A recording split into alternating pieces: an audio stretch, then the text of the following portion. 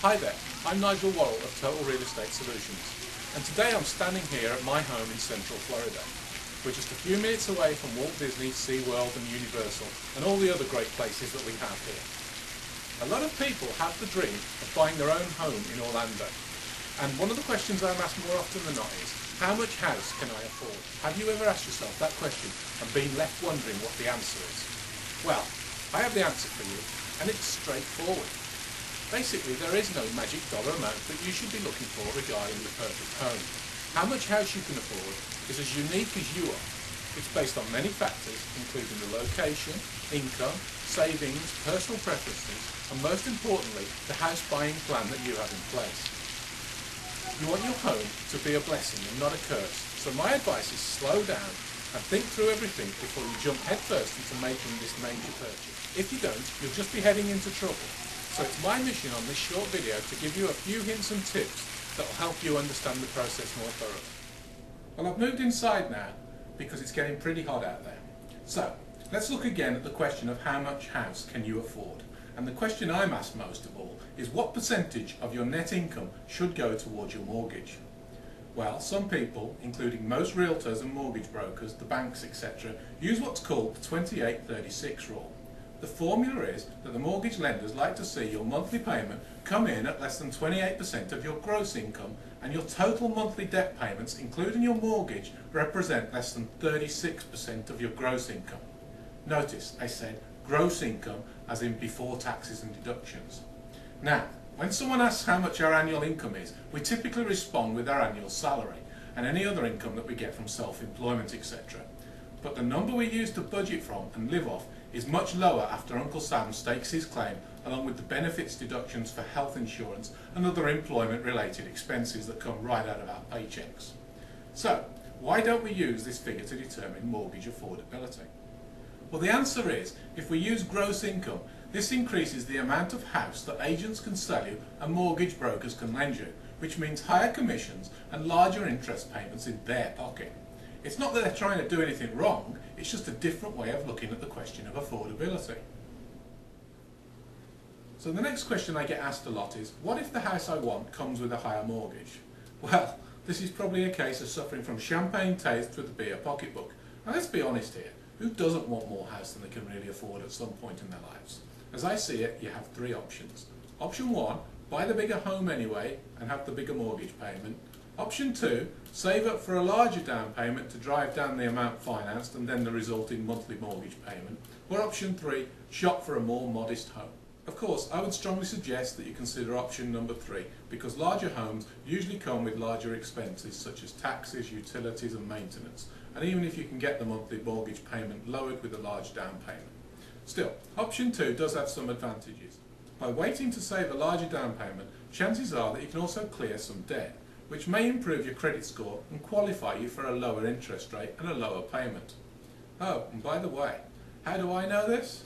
Well, once upon a time I bought more house than I could afford, and it caused a real pinch for those first couple of years, so don't make the same mistake that I did. So, let's get around to determining how much of a home you can afford. To do this, you need to calculate your expected monthly payment. And remember, most of your payment will go towards loan principal and interest, and we call that P&I, principal and interest. But don't think it's just as simple as that. Your monthly payment is also likely to include some amounts for property taxes and homeowner insurance. And because of those extra payments, your monthly P&I payment is sometimes called your PITI payment, or PITI. Also, if you plan to make a down payment of less than 20% of the home purchase price, you'll also have to add an additional amount for private mortgage insurance. We know this as PMI. So lenders require this to ensure against the higher risk of default that occurs with loan-to-value ratios greater than 80%. So your housing ratio is your total monthly payment divided by your monthly gross income, and generally the ratio should not be more than 28%.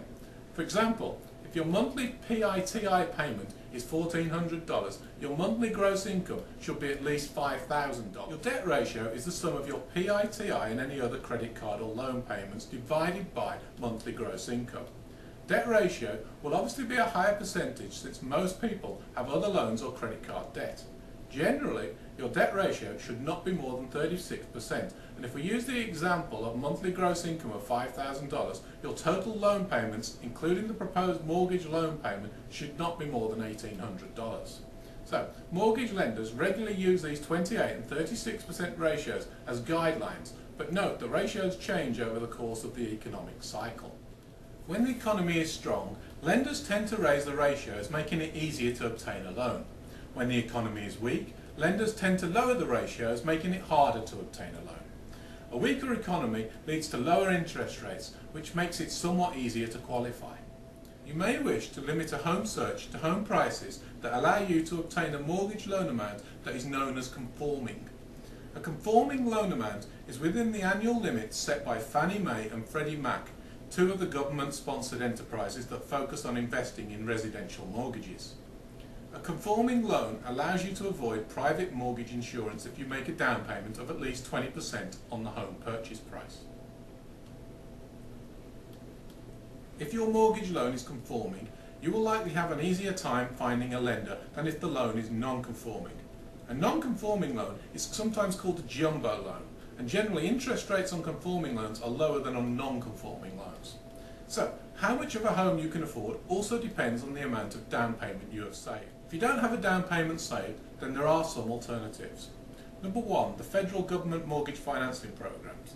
The US Department of Housing and Urban Development, known as HUD, and the Department of Veterans Affairs, known as VA, run loan programs for first-time home buyers and veterans of the armed forces.